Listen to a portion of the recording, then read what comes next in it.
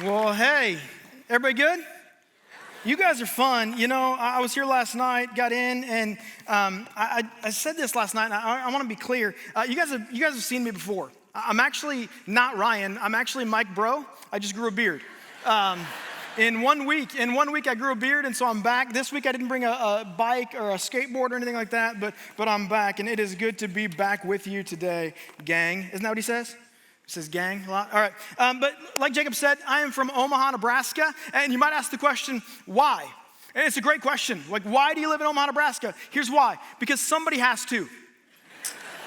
Somebody does. When Jesus said Judea, Jerusalem, Samaria, and to the ends of the earth, what he meant was Omaha, Nebraska. When he said ends of the earth, he meant Omaha, Nebraska. So that's where I live. And it's a crazy place. In fact, you might be here today and you might be going, I don't even know where Nebraska is. And so for you, if you're geographically challenged, I brought a map for you. So here's the map for you to understand where Nebraska is. Here's the way it works, okay? So there are some states that are touching large bodies of water. And then there are some states that are landlocked, meaning there's one state between them and a large body of water. And then there's some states that are doubly landlocked, which means there's two states that keep them from a large body of water. And then there's Nebraska. We're the only state that is triply landlocked. Now, I moved to Nebraska about 3 years ago. I moved from Spokane, Washington to Omaha, Nebraska. Now, here's the thing. If you know anything about geography and anything about like who God is and what he created, you know that I lived in an amazing, amazing place. There were mountains and there were rivers and there were lakes and the ocean was just a few hours away. And God said, hey, Ryan, I want you to go to Omaha, Nebraska. And my wife said, do we really believe in this God? Because she loves the ocean. She loves the ocean. In fact, maybe you didn't know this. One fact for you to understand today and know before we get into the word is that Nebraska actually has a navy. Do you know that? Like we have a navy in our state. It's amazing. I've met people who are like, I'm a captain on a submarine. And I'm like, I don't see any submarines around here. It's very flat land if you know nothing about it. It's very cold in the winter, very hot in the summer. We have one thing going for us, one thing, and that is the College World Series. That's all we have. And you will know that it's not the College World Series because I'm here this week, okay? If it was the College World Series, I would be there, I'm not here. And it's one of those things that we have for us. It's the only thing we have. In fact, tourism slogan, Nebraska came out and said, we need a slogan for our state. You wanna know what the slogan is for our state? Here it is, check this out. Nebraska, honestly, it's not for everyone. That's a real thing. That's on billboards around the state. That's where I live. Well, you've been in this series, and I've been in this series. It's been fun, right? This Quest 52, where we're looking at the life and the ministry and the teaching of Jesus. And what you find is that when you spend time with someone, you find out what's most important to them. And as we've spent time in this study, we find what's most important to Jesus. But you know this is true in real life, right? When you spend time with someone, you find out what is most important to that person. For instance, if you were to spend time with me, you'd find that I have two things that are very important in my life. Number one, the Chicago Cubs. Love the Chicago Cubs. Any Cubs fans in the house today? A few of you, all 6 of us, let's hang out later. Okay? What are you guys a fan of? For real, like what are you a fan of? The Astros? Did I hear that? I heard basketball? Like what? Like baseball fans. Any baseball fans in the house? What are you a fan of? The Rays? Oh my goodness. We got a weird eclectic group of people in this room, all right? Like, let's just all be okay with that. So the Cubs are number one. Number two, not number two, like these are the same, okay? Things that I care about is my family. If you spend any time with me, you're gonna find that my family is the most important thing to me. In fact, they're not here with me this week, but I did bring a picture of them for you to kind of get to know me a little bit and to get to see my family. So this is my family. This is me last week, actually, Mother's Day at my church last week. So I've got my beautiful wife, Blair, there. We've been married for 19.75 years. Now, here's the thing, you laugh. Here's the thing, for real though, if you met me and spent time with me, you would understand that she is a saint. 19.75 years with me is a long, long time with me. So we've been married for almost 20 years. Right there in the middle is our oldest daughter. Her name is Kendall. She is 12 years old, going on 13. Below her is my youngest daughter, Ezra. She is 6, going on 35. And then over here wearing the San Diego Padres hat with a long flowing hair is my son Daxton. He is 10. We've decided we're just gonna let him grow his hair as long as he wants because he's related to me. And at some point, that's coming off. And so we just decided, you know what, bud? You can grow it as long as you possibly want to, as long as it doesn't get in your face during baseball season. But when you spend time with somebody, you find out what's most important to them, don't you? In fact, maybe your boss. When you spend time with your boss, you find out that what's most important to them is punctuality. Or maybe it's punctuation in emails. I don't know what your boss is like. Maybe you're one comma away from getting written up. Maybe for your coworkers, what's most important to your coworkers is that you don't heat up fish in the company microwave, right? Maybe for your wife or your spouse, it's that they actually listen to them. Hey, can we just talk about this for a second though? Because I need my new friends to help me out a little bit. My wife tells me incredibly important and critical information while I'm trying to watch a game. Anybody else? And she tells me things, and she says, hey, would you listen to this? And I'm like, but there's a game on. And she's like, will you listen? And can we just call it what it is now, that if there's a game on, that the chances of me actually retaining what she's going to tell me is 0%. It's not even 5%. It is 0%. Church, can we agree that she should not do that? Can we agree on that? I heard some no's, but I'm hearing some clapping from some dudes, all right? I hear you dudes, I know, right?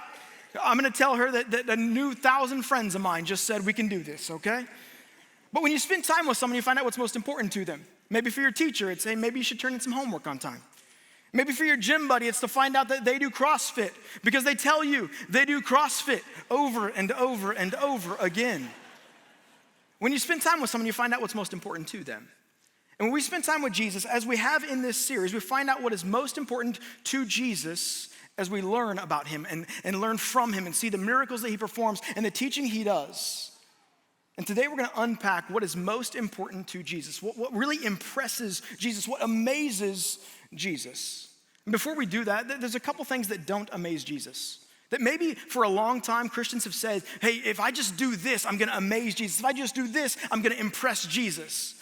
For instance, for many of us, we might think that knowledge impresses Jesus. If I'm just knowledgeable, if I'm the smartest person there, if I can talk about Bible story after Bible story after Bible story, guess what, church? He never went around and found people like, you know what? You're so smart. You know so much about the Torah. I'm gonna write your name down. You're an incredible human being. He never was impressed by knowledge. He was never impressed by obedience either. He expects obedience, but he was never impressed by obedience. You know what impressed Jesus? Faith. Faith impressed Jesus. In fact, there are 2 times in Scripture in which Jesus is amazed. And we're gonna look at those 2 times today. So if you have your Bible, go ahead and open up to Luke chapter 7. Luke chapter 7 is where we're gonna be today. And before we get there, I gotta ask a question. How many of you are paper Bible people? Who are my paper Bible people? Hold it up real high. All right. How many of you are digital Bible people? You use your phone? Okay. How many of you are Skyble people? You use the Skyble, the Bible in the sky. How many? Yeah, we got some Skyble people in the room. All right, so Luke chapter 7, whatever Bible you got to use today, let's use it. Luke 7, starting in verse 1, it says this. When Jesus had finished saying all this to the people who were listening, he entered Capernaum. Now, hit pause for a second. What did Jesus just finish saying? Great question. He had just finished his most famous sermon, the Sermon on the Mount. So he just finishes the Sermon on the Mount, and after he's done with the Sermon on the Mount, he is now entering into a town called Capernaum. There, a centurion's servant whom his master valued highly was sick and about to die. Now Capernaum was Jesus' home base. It's where he went back to often. And there's about 1,500 people who lived in this little city because of the proximity to the Sea of Galilee. There's a bunch of fishermen who lived there, and that's how they made their livelihood. And so they lived in this area. And so Jesus goes back into Capernaum, and he's introducing a character in this story. And this character is a centurion. And you might ask the question, well, what's a centurion? Great question. A centurion is a commander in the Roman army. He would oversee about 80 to 100 men. It's the highest rank that you could possibly get without being born into nobility, without being born into a royal family. And these centurions, along with their 100 or so men, would go into towns and they would kind of help build the infrastructure of the town. They would keep the peace in the town. That's what these guys are there to do. They're to be the backbone of the Roman army in these little communities. And the Bible says that this centurion has a servant who's sick. And you might read that and go, okay, he's gonna get him healed. That's awesome. Here's the deal. Centurions would have looked at their servants much like we look at tools. Tools in our garage, tools for the garden, tools for whatever it is that we're trying to do, the project we're trying to do. And if that tool isn't up to 100%, they would just throw it out and get something new. And so when the servant is sick, you would expect him just to throw his servant out and go get a new servant. But that's not what it says. It says he's highly valued. And so he's about to do something. He's heard that Jesus is in town. So check this out. Verse 3, the centurion heard of Jesus. He hears he's in town. He hears that he's able and capable of doing things in his life. And so he sent some elders of the Jews to him, asking him to come and heal his servant. When they came to Jesus, they pleaded earnestly with him. This man deserves to have you do this because he loves our nation and has built our synagogue. So the centurion sends out some leaders of the Jews, and they go to Jesus and they say, hey, Jesus, listen, this guy deserves to have you come and do this. This guy deserves, because he's helped us build a synagogue. In fact, the ruins of the synagogue are still there today. He said, he's a big deal, Jesus. And because he's a big deal, you got to come. You got to help us. You got to heal his servant. Verse 6. So Jesus went with him. He was not far from the house when the centurion sent friends to him to say, Lord, do not trouble yourself, for I do not deserve to have you come under my roof. That's why I didn't even consider myself worthy to come to you. Now, doesn't this sound like a double standard? He sends the leaders of the Jews to Jesus, says, hey, Jesus, would you come? And just as he's getting ready to the house, he sends his friends out and says, no, don't come in. You say, well, what's going on here? Why would he do that? Here's what's going on. If Jesus crosses the threshold, he's going to be considered unclean.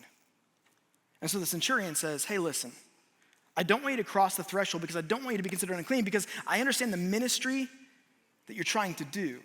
And I don't want you to be unclean to your people. And so don't come in to my house. But, check this out, verse 7. But, say the word. Everybody say the word. Not everybody said it. Let's try it again, all right? Say the word. There was still that one guy, I know, up in the cheap seats, didn't say it, so elbow him. All right, here we go. Everybody say the word. Say the word. Thank you, that guy in the cheap seats. Say the word. And my servant will be healed. For I myself am a man under authority with soldiers under me. I tell this one to go, and he goes. And that one to come, and he comes. And I say to my servant, do this, and he does it. See, he's recognizing the authority of Jesus. And so he says to Jesus, Jesus, you just say the word. Because when you say words, things change. When you say words, circumstances get rectified. When you say words, things are different. So Jesus, would you just say the word? Say the word in my life. Say the word in my servant's life. Say the word, and I know that something's going to happen if you just say the word. Because when Jesus says words, things change. When Jesus says words, circumstances are different. In fact, if you flip through the Gospels, Matthew, Mark, and Luke, and John, you flip through the stories of Jesus, you find that when Jesus speaks, things change.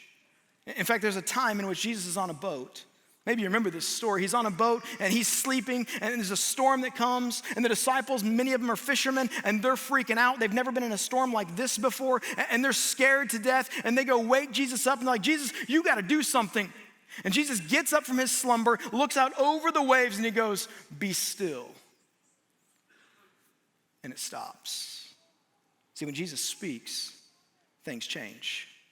Or what about a time when Jesus goes to a tomb of his friend Lazarus? Lazarus has been dead for 4 days. And Jesus walks up to the tomb.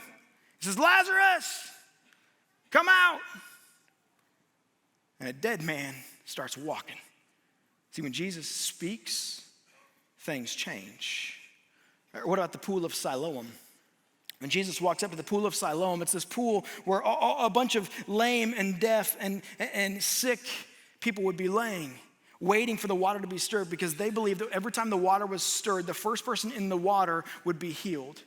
So you have all of these people laying around the pool of Siloam. And Jesus walks up to a guy who's been there for a long time, 38 years. He says to him, do you want to get well? And the man starts giving excuse after excuse after excuse as to why he can't get well. And finally, Jesus just says, hey man, pick up your mat and walk. Because when Jesus speaks, things change. And this guy knew that.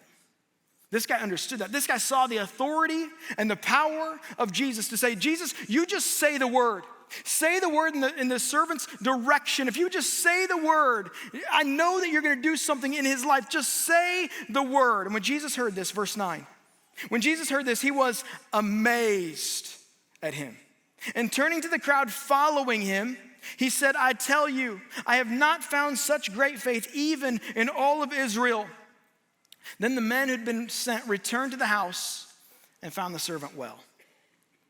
I love this. Jesus says, hey guys, I've never seen faith like this before. Big, bold, active faith. Where the centurion says, don't come to my house, just say the word. And when you say the word, my servant is healed. That's one time Jesus is amazed. He's amazed that this man has the faith just to say the word. There's another time Jesus is amazed. It's when he goes back to his hometown of Nazareth. He goes back to his hometown of Nazareth and he performs a couple miracles there, does some teaching there. And at first, everyone's impressed by him. They're all impressed and they're excited that he's home. But then their jealousy begins to sink in. If you have your Bible, flip it open to Mark chapter 6. Mark chapter 6, verse 3, it says this. It says, isn't this the carpenter? Isn't this Mary's son, the brother of James and Joseph and Judas and Simon? Aren't his sisters here with us as well? And they took offense at him. Here's what they're saying. He comes back home, he performs some miracles, he does some incredible teaching, and they're at once like, hey man, this is awesome. But then all of a sudden, they go, you know what? He's not all that special. Isn't he Mary and Joseph's son? Aren't his brothers and sisters? He built me that shed. See, he's a carpenter. He built me that shed right over there. That's who he is. He's not special at all. And here's his response. Verse 6. He was amazed at their lack of faith. Let that sink in. There are two times in which Jesus is amazed. You know what they are? Great faith and lack of faith. Great faith and lack of faith. And you want to know why people in his hometown had a lack of faith in him? It's because they were familiar with him. They were too familiar with him. And familiarity can be the enemy of faith. We can become too familiar with who Jesus is and what he's capable and able to do that we just don't trust him with our lives. Because we're too familiar with him, we just don't trust him with all that we have and all that we are. And I want to say to you today, can we just celebrate for a second, celebrate the faithfulness of God in your life, to understand that when you celebrate it, it'll get repeated. When you celebrate the faithfulness of him, it gets repeated over and over and over again, so you can wake up every single day and say, you know what, he is faithful and I can celebrate this. About a year ago, my wife came to me and she said, Ryan, I think it's time we get a dog. And I said, honey, we have a dog. We have Muffin. I didn't name it. We have Muffin. Muffin is a 12-year-old dog. And I said, when Muffin dies, we'll get another dog. And she said, no. I think it's time that we get another dog because I don't want to go through this season where we don't have a dog in our house. And I said, honey, listen, I'm not getting another dog. Now, just out of curiosity, how many of you are dog people in the room? Dog people, okay? How many of you are cat people? I'll pray for you. We are dog people. We are dog people, but it was one of those things where I just told her over and over and over again, we're not getting another dog because we already have a dog. And when this dog dies, we then will make the decision to go get another dog. So we compromised and we got a dog. And I forgot, and maybe you did too. When you bring a puppy home, you forget what it's like to have a puppy in your house. Because I was familiar with Muffin. Muffin was really easy. Muffin is an old dog. She lives under the bed. She comes out from the bed when she wants food or she wants to go outside. That's it. We're like, hey, Muffin, you're alive today. That's good to see you, all right? That's kind of how we live our life with Muffin. And then all of a sudden, we brought a puppy home. And we didn't just bring a puppy home. We brought a doodle home. Now, I love that dog, so we'll call it what it is. But we brought the doodle home, and he's a puppy. And puppy stage, you remember what puppy stage is like for those of you that have dogs? Puppy stage is where you got to set whole reminders about things you got to do around the dog's schedule. And you got to send the dog outside. And when you send the dog outside, what do? You have to follow the dog outside to then celebrate when the dog goes to the bathroom. The dog goes to the bathroom on the grass, and you're out there and you're celebrating the fact that the dog went to the bathroom on the grass. You're like, yeah, I'm so proud of you. You're such a good dog. And then you take it inside and you give it a treat and you do the whole thing. Why do you do that? Because you celebrate what you want to see repeated. You celebrate what you want to be repeated. And I think, church, that many of us, and maybe I'm just talking to myself today, I think that many of us have gotten too familiar with Jesus that we've stopped celebrating what he's capable and able of doing in our life. That we can tell story after story after story of the faithfulness of God in the Bible. Man, he's so faithful. He's so faithful. The story of David and Goliath, where David goes and fights this giant. What an incredible story of his faithfulness in that moment.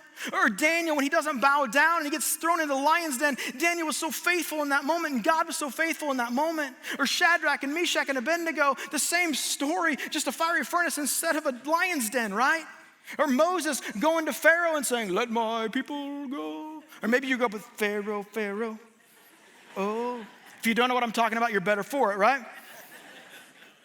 But where he goes to Pharaoh and he says, let my people go. God's so faithful in that moment. Or Joshua fights the battle of Jericho. He's so faithful. Or Gideon and the Midianites. Or Jesus on the cross. And we hear all these stories. We can recite all these stories. We've got so much faithfulness in the Bible to say, man, these stories are incredible. How God is always there and God is always showing up. But when was the last time you prayed, hey, God, say the word? Kind of prayer. When's the last time that you actually lived out the faithfulness of God in your life? It's because I think for many of us, and again, maybe I'm just talking to myself today, we get way too familiar with the grace and the love and the mercy of Jesus that we forget about the grace and the love and the mercy of Jesus. See, I'm reminded of a story in Genesis. And maybe you know the story. It's a story about a guy by the name of Abraham. Father Abraham had many sons. Many sons had Father Abraham. I am one of them, so are you. So let's just praise the Lord right on. Right? And in the story of Abraham, God comes to Abraham and says, hey, Abraham, I want you to go to a far distant land, and I'm going to give you descendants as numerous as the stars in the sky. And so he does. He and his wife, they take off and they go to a far distant land. But they still don't have kids when you come to Genesis chapter 17.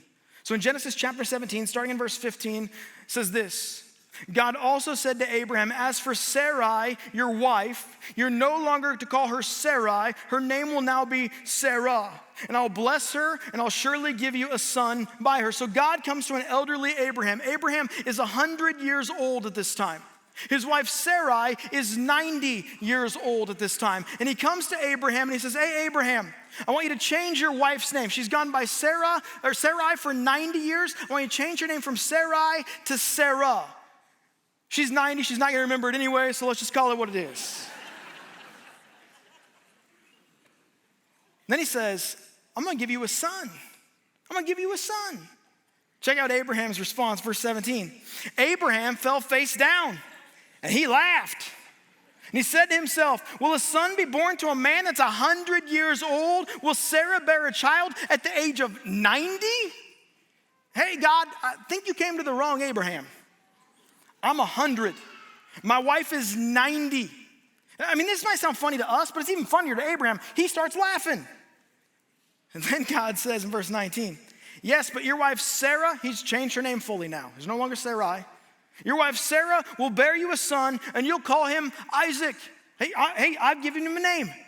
You get to have a son, your firstborn ever. I know that you've waited 100 years to have a kid. I named him for you. His name is Isaac. Imagine Abraham going home and having to tell his wife this conversation. I mean, just put yourself in his sandals for a second. Goes home, hey honey, how was your day? Yeah, so I was talking to God today.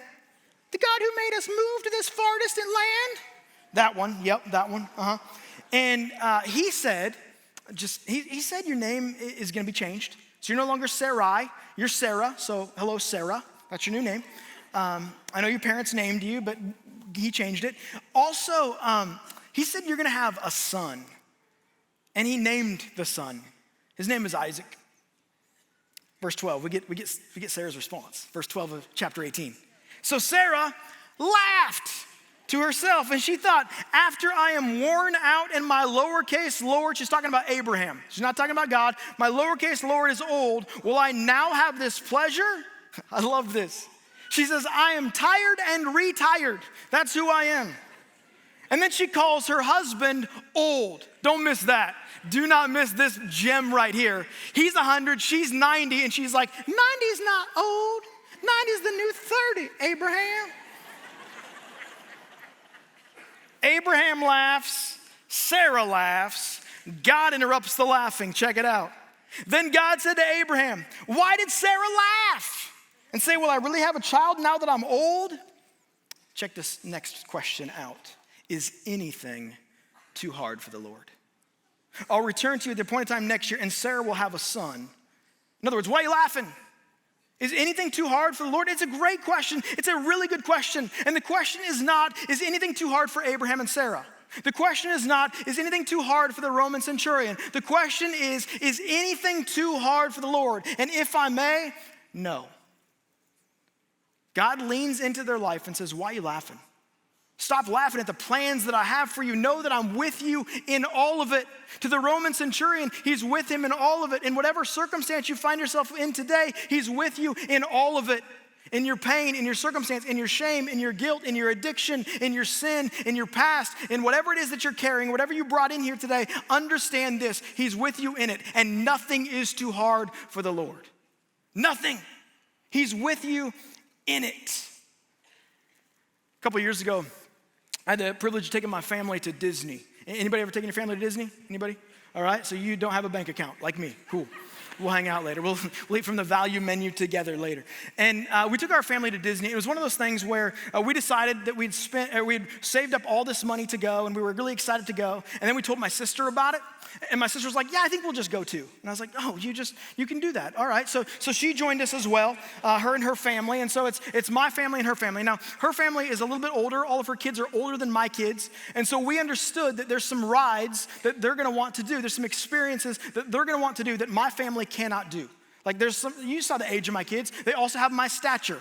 In case you're wondering, I am 6'5", okay? And so there's just some rides they cannot ride. They're just too short to ride rides. And so we had to tell my youngest that. We had to tell my daughter, hey, Ezra, listen, there's some rides that you're just not gonna be able to ride. For whatever reason, you're just not gonna be able to. Now, what you need to understand about Ezra is just like me. She's incredibly bullheaded. And if you tell her she can't do something, she's going to do that thing. Just what she's gonna do. And so we said, Ezra, you cannot ride certain rides. There's some rides you're just never, ever, ever gonna be able to ride. And she's like, watch me, Dad, watch me. And so we get to Disney, and there's one ride in particular that she really, really, really, really, really wanted to ride. It's this ride in Toy Story Land called Slinky Dog. Any Toy Story fans in the house? Tough crowd. All right. So Slinky Dog is, as it sounds, it's a dog head on one end and a dog behind on the other. Oh, I said behind. That's what he got. And then you got this Slinky in the middle, and it's a roller coaster of a ride. Now, church, ask me how many times my daughter has been on a roller coaster in her life. I said ask me, it's 0, okay? She's never been on a roller coaster in her entire life. And she's like, Dad, I want to ride this ride. And so we get there and we look at the height restrictions to see how tall this ride is and all that stuff. And we figure out that there's some things we're going to have to do to kind of sneak her on. Now, here's the deal. It was great that my sister came, because when my sister came and we came, there's like 14 people in our group now. And so because there's so many people in our group, we're able to kind of like sneak by the attendant and they never know. Okay, we figured it out. If you want tips on how to sneak by attendants at Disney, I'm your guy. And so we sneak this like tiny little person by the guy, and all of a sudden we arrive at Slinky Dog, and it's one of those things where we had done the Fast Pass, the Disney Plus, the Genie Plus, or whatever it is they're calling it this week, to get on the ride first. We did not see this ride. We'd never seen it go. It's very important to note that we had never seen this ride go in its thing. I thought that my wife might have done some research. She did not. Maybe she told me that, but I was probably watching a game, and so I missed it. And so I was unsure. I was really unsure as to what was happening. And so we get on the ride, and my daughter was all smiles. She was so excited, because this was the thing. If we were going to Disney, this was the thing that she wanted to do, was ride this ride in particular. And I said, all right. And so being Father of the Year in that moment, I decided, you know what? I need to take a picture. So check out this picture. This is us, pre-Slinky Dog. Very important to note that this is pre-Slinky Dog. So we get on the ride, we're there, we're taking the picture, we're doing the thing, and all of a sudden the ride starts going, and my daughter is so excited, huge smile on her face. She's like, thank you, Dad, this is so much fun. And then we start to go, and the ride goes up. And church, for those of you that have been on a roller coaster, you know that when the ride goes up, what's it about to do next? It's about to go down and sideways, right? We're about to ride all over Andy's backyard. It's gonna happen right now in this moment. And I know what's gonna happen, but she doesn't know what's gonna happen. And so I lean over to her and I say, Ezra, isn't this so fun? Yes, Dad, this is so great. But then it was not so great. We started going downhill and she starts screaming at me. She hates me in this moment. And hate might not even be the right word in this. She has disowned me as her father. She's now calling me Ryan. It's a whole mess. And she starts going down and she's screaming and yelling at me. And I keep leaning over to her and I say, Ezra, isn't this so fun? No, it's not, Dad. I hate you. You're the worst father. How could you do this to me? We snuck on this ride. Like she understood all the things.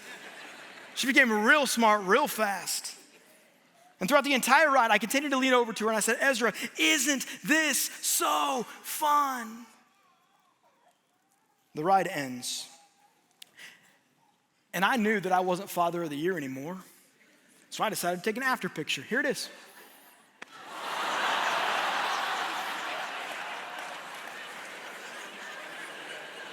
You laugh. You guys are heartless. It's my poor daughter there. Sheesh. When we get done with the ride, and my daughter starts making her way down that long sidewalk. You know the sidewalk where at the end of the sidewalk they take all your money? That's where we're going. And she looks at me and she says, Dad, that was so fun. What ride were you on? Because the ride that I was on was not fun for anybody. That made my mind really think. What was it about that ride? What was it about that ride specifically that she would say, that was so fun? Here's what it was. I was with her in it. Because I was present with her in it, it made all the difference. Here's the truth. Whatever you carried in here today, guilt, shame, past, fear, doubt, whatever it is that you carried in here today, know this. He's with you. He's with you in it. And all it takes is for you to say, hey, Jesus, would you say the word? Would you say the word in my fear? Would you say the word in my doubt? Would you say the word in my setbacks? Would you say the word in my limitations? Would you say the word in what I'm going through? Because here's the truth, church. The easiest way to distance yourself from God is to do nothing. Would we be a people who would say, Jesus, would you say the word in my life? Would you say the word? Would you wake up every single day with a childlike faith? Last story and I'll be done. A couple years ago, my wife and I were getting ready to go on a trip. We're gonna go celebrate New Year's Eve in Vegas. And we're gonna take the kids. The kids were gonna stay back in Nebraska at my sister's house. And so we let our kids pack their own bags. We say, you guys pack what you want to go to Tammy's house and you do whatever you want. And so my son packs his bag, and as a good dad, I decided I'm gonna look at his bag before he goes off to my sister's just in case he didn't pack correctly. And so I start going through his bag, and at the top of the bag is like a t-shirt, a pair of shorts, one pair of socks, and at the very bottom of the bag, the first thing he packed was his swimsuit. Now, maybe you didn't catch what I said. We're gonna be gone over New Year's Eve in Nebraska. He didn't pack anything correctly. And so I said, Daxton, I need to understand, like, why did you pack your swimsuit? The shorts and this pair of socks and t-shirt, I expected that. Like, you need a hoodie, you need a jacket, you need the things. But why did you pack a swimsuit? He looked back and he said, Dad, you never know when we might go swimming. Church, he went swimming that week, like multiple times. We need to be people who wake up every single day with that thought. You never know when God's gonna bless you. You never know when God's gonna do what it is that you're asking him to do. So let's be people who ask him. Let's wake up every single day with a childlike faith to pack a swimsuit every single day, metaphorically in your spiritual life, to say, Jesus, would you do something in my circumstance? Would you do something in what I'm going through? Would you do something in my past, in my shame, in my guilt, in my pain? Would you do something? Would you say the word? Because here's the truth. You know what he's amazed by? He's amazed by faith. So let's amaze Jesus today by being faithful to him and say, would you do something in my circumstance? Would you do something in my pain, in my past, in my health diagnosis, in my family crisis, in my financial situation? Would you do something in my life today? And so today as we close, we're gonna do something a little bit different. Today, I'm gonna pray. And I'm gonna ask you to come out of your comfort zone for a little while. To just ask God, say the word. Say the word and what I'm going through. Because here's the truth. We can all pretend like we're all fine. We can all pretend like we walked in here and there's nothing going on in our world, and there's nothing going on in our life, and there's nothing going on in our family, there's nothing going on in our marriage, there's nothing going on in our finances, and we can pretend like that all day long. Jesus knows. And so why wouldn't we just invite him to that today? And so I'm gonna pray, and here's what I'm gonna ask you to do. If after the service you wanna stay and wanna be prayed for, just stay in your seat and someone will come around and pray with you and for you. Maybe you want me to pray with you today, and here's the truth. There is nothing special about my prayer, nothing. But here's what I can offer. I can offer that you will never, ever, ever see me again. So if you got some things you wanna share that you say, you know what? I got some stuff that I'm dealing with that I need someone that I can share this stuff to. Here's the thing, you're gonna see me one of two times, ever again. Eternity and at a gas station on the way to the airport. That's the only times you're gonna see me. So feel free to come and find me. I'll be right over here. I'd love to talk to you today. But I'm gonna pray in a second. And would we be people who would just say, God, would you say the word in whatever it is I'm going through today, whatever I brought in here today? Because all of us have stuff that he could say the word in to fix the circumstances. Because when Jesus speaks, things change. Let's pray. God, I thank you. I thank you for the opportunity that we have today to bring all of our cares and our worries and our concerns and our doubt and our addiction and our pain and our shame and our guilt, our stress, our depression, our marriage struggles, our financial struggles, our job stuff. We can bring all that to you today and ask you to do something in us and through us and for us because you're capable and you're willing. And so God, would we be people who would impress you with our faith, to lean in to say, hey God, say the word. Say the word in these circumstances today. God, I pray for anybody here today that is far from you, that today might be a day that they would come back to you. They would see and recognize your grace and your mercy and your love. I pray for the individuals in the room who maybe have been too familiar with your grace and your mercy and your love that we forget to have the joy of it. God, I thank you for the opportunity that we have to bring everything before you now and ask that you would do something in us and through us and for us. God, we love you and we thank you. It's your name that we pray. Amen. Have a great weekend, guys.